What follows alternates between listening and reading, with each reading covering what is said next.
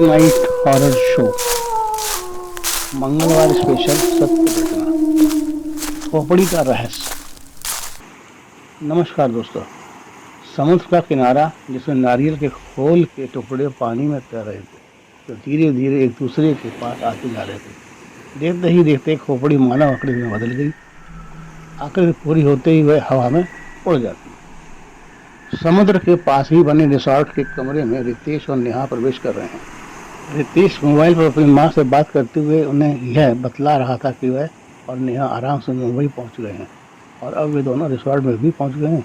रितेश कमरे में पड़े सोफे पर बैठे बैठे ही अपने को रिलैक्स महसूस कर रहा है और नेहा से पूछता है सफर में कैसा लगा। फिर नेहा और रितेश की प्यार भरी बातें शुरू हो जाती हैं। कुछ देर में नेहा बाथरूम में नहाने के लिए चली जाती, जहाँ वह अपने कपड़े खोलकर बाथरूम में लगी खूंटी पर टांग देती और शावर ऑन करके नहाने लगती है। तभी उसे कुछ ऐसा लगता है जैसे बाथरूम में कोई है जो उसे देख रहा है, लेकिन जब वह बाथरूम के दरवाजे को देखती है तो वह अंदर से बंद होता है। वह सोचती है यह उसका वहम है। उसे लगता है कि सारी रात सफर की वजह से उसका सिर चकरा रहा है, इसलिए उसे ऐसा महसूस हो रहा है। वह नहाकर एक तौलिया लपेट कर बाथरूम से बाहर निकल आती है। तभी रितेश उसके भीगे बालों और उसका बदन तौलिए में लपटा देखकर उससे लिपट जाता है और दोनों में थोड़ा सब्र से काम लो वाली बात पर समझौता हो जाता है और फिर रितेश भी नहाने के लिए बाथरूम में घुस जाता है। नहा धोकर दोनों तैयार होकर बाहर घूमने निकल जाते हैं। नेहा और रितेश को भूख सताती है तो वे एक रेस्तरां पहुंच जाते हैं, ये कहते हुए कि पहले कुछ नाश्ता कर लेते हैं फिर कहीं और चलते हैं। रेस्तरां में ही एक टेबल पर मजनू जैसा लड़का बैठा टेबल को बजाता हुआ कोई सैड सॉन्ग गा रहा है, जिसे सुनकर ऐसा लग रहा है जैसे किसी ने उसका दिल तोड़ दिया और वह बहुत दुखी है। नेहा और रितेश नाश्ता करते हैं, पहाड़ी एरिया में घूमने निकल जाते हैं। इधर उधर घूमने घूमते फिरते शाम हो जाती है और फिर दोनों अपने रिसोर्ट रूम में वापस आ जाते हैं और कमरे में पड़े सोफे पर ही पसर जाते हैं। नेहा भी रितेश के ऊपर ही सिर रखकर अधलेटी सी हो जाती है और थकान की वजह से वे दोनों वैसे ही सो जाते हैं। तभी दरवाजे की बेल बजती है, जिससे नेहा और रितेश की नींद टूटती है। रितेश उठकर दरवाजा खोलता है, जहाँ एक हकला सा लड़का उससे कहता है कि उन्हें अगर कुछ चाहिए हो तो कॉल कर दे और अगर अभी कुछ चाहिए हो तो बतला दें। रितेश नो थैंक्स ओके कहता है और दरवाजा बंद कर लेता है। इतनी देर में नेहा अपने कपड़े चेंज कर लेती है और नाइटी में रितेश के पास आकर पूछती है कि कौन था। इसके बाद दोनों दूसरे कमरे में पड़े बेड पर जाकर लेट जाते हैं और बेड पर रखा कम्बल ओढ़ लेते हैं। बाहर स्याह काली रात में सितारे जगमगा रहे हैं और झींगरों का कोलाहल मचा हुआ है। नेहा अपने बेड पर आकर फिर से सो जाती है। कुछ देर बाद रितेश खिड़की से बाहर देखता है, उसे तेज हवाओं का शोर परेशान कर रहा है और वह फिर अपने बेड पर आकर फिर से नेहा के पास सो जाता है। सुबह उठते ही नेहा उठकर बाथरूम में नहाने जाती है। अपने कपड़े उतारकर वह खूंटी पर टांग कर शावर ऑन करती है कि उसके कपड़े खूंटी से निकल कर नीचे गिर जाते हैं।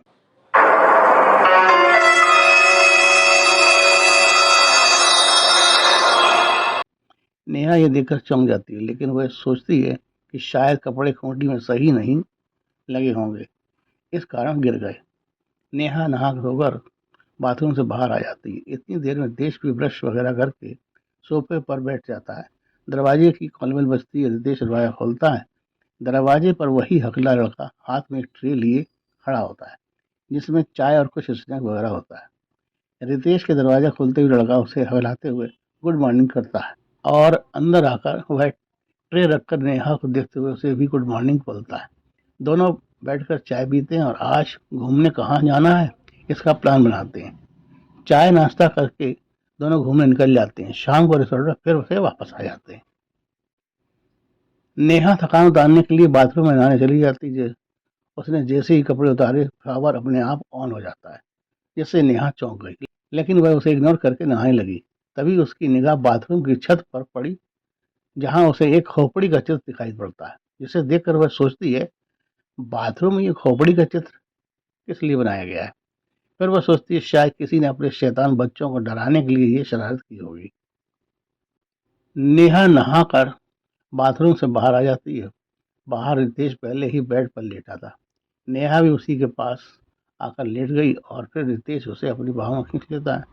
इसी समय तेज हवा का एक झोंका खिड़की के रास्ते दरवाजे को तोड़ता हुआ अंदर आता है।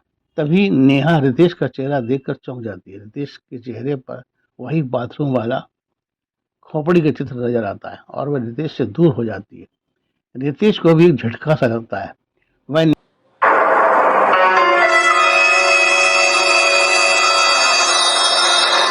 नेहा तक रहता है, क्या हुआ, तुम ऐसे क्या देख रही हो?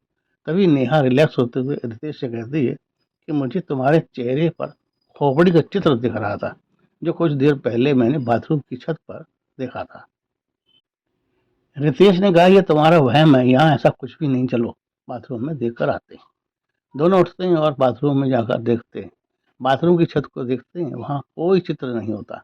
लेकिन नेहा कहती है, मैंने देखा था यहीं पर, वह यहीं बना था। लेकिन रितेश नहीं मानता और फिर दोनों अपने बेड पर आ जाते हैं। इस बार दोनों बेड पर आते ही सो जाते हैं। कुछ देर में रितेश नेहा के कपड़ों को हटाने लगता है। नेहा नींद में कहती है, सोने दो, लेकिन रितेश नहीं मानता और वह नेहा के ऊपर जैसे ही आता है, नेहा एकदम से जाग जाती है और उसके हाथ में न जाने कहां से एक बड़ा सा चाकू आ जाता है और वह रितेश की गर्दन पर लेटे लेटे ही वार करने वाली होती है कि रितेश एक झटके से उससे दूर हो जाता है।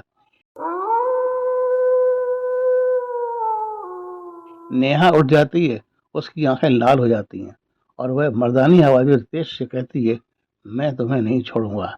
नेहा मेरी है, जन्म जन्म से मेरी है, मैं उसे तुम्हें किसी भी हालत में नहीं छूने दूंगा। और नेहा रितेश को मारने के लिए उसके पीछे पड़ जाती है। रितेश किसी प्रकार दरवाजा खोलकर बाहर हो जाता है और जोर जोर से चिल्लाता है, बचाओ बचाओ। इतनी देर में रिसोर्ट के अन्य कर्मचारी बाहर आ जाते हैं। वह रितेश से पूछते हैं, क्या हुआ? रितेश उन्हें सारा वाकया बताता है और फिर सारे लोग एक साथ रितेश के साथ उसके बेडरूम में आ जाते हैं, जहां वह देखते हैं कि नेहा बेड पर पड़ी आराम से सो रही है। सब लोग रितेश से कहते हैं, तुमने कोई सपना देखा होगा। लेकिन रितेश नहीं मानता। वह कहता है, अभी अभी नेहा मुझ पर चाकू से वार करने वाली थी, उसकी आंखें लाल थीं। सभी लोग रितेश को समझा कमरे से बाहर हो जाते हैं, लेकिन रितेश को नींद नहीं आती है। वह सोफे पर ही बैठा रहता है और फिर वह अपने किसी दोस्त को फोन करता है और सारा वाकया उसे बताता है। तब वह उसे तुरंत बालाजी जाने की सलाह देता है। दोस्त की बात मानते हुए रितेश नेहा को लेकर बागेश्वर धाम बालाजी मंदिर चला जाता है। मंदिर और रितेश मंदिर के पुजारी को अपनी सारी व्यथा सुनाता है।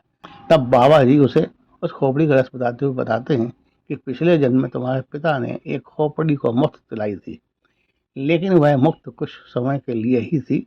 अब वह पुनः जागृत हो गई है और वह नेहा को पिछले कई जन्मों से चाहती है, लेकिन किसी न किसी कारण वह नेहा को पा नहीं सकी थी, जिस कारण वह पूर्ण मुक्ति नहीं हो सकी। बाबा जी कहते हैं कि तुम बागेश्वर धाम बालाजी के पास अर्जी लगाओ, वे खोपड़ी को सदा सदा के लिए मुक्त कर देंगे। तभी रितेश बालाजी की मूर्ति के पास अपनी अर्जी लगाता है। अर्जी लगाए हुए अभी कुछ ही समय बीता था कि रात को रितेश और नेहा एक तालाब किनारे जब बैठे थे, तब उन्होंने देखा एक खोपड़ी तालाब में धू धू कर चल रही है और जोर जोर से चीख रही है, मैं फिर आऊंगा, मैं फिर आऊंगा। लेकिन कोई है जो उस खोपड़ी को बुरी तरह मार रहा है, जिसे रितेश और नेहा महसूस कर रहे थे। दोनों एक साथ बोलते हैं, हे बालाजी महाराज, आपने हमें बचा लिया, आपने हमें बच्चा समझकर अपनी कृपा दृष्टि डाली, इसके लिए मैं आजीवन आपका आभारी रहूंगा और हर वर्ष आपके चरणों की धूल लेने जरूर आया करूंगा। जय हो बालाजी महाराज। इसके बाद रितेश और नेहा अपने घर के लिए ट्रेन में सवार हो जाते हैं और फिर सीधे अपने घर आकर बालाजी महाराज की एक मूर्ति स्थापित कर लेते हैं और नित्य उनका पूजन करते हैं। यह है सच्ची भक्ति और शक्ति का कमाल। किसी प्रकार के भूत प्रेत बाधा अगर आपको सता रही है तो बालाजी सरकार उसे तुरंत दूर करते हैं। जय हो बालाजी महाराज की। इसी के साथ कल फिर मिलेंगे एक नई सत्य घटना के साथ। नमस्कार।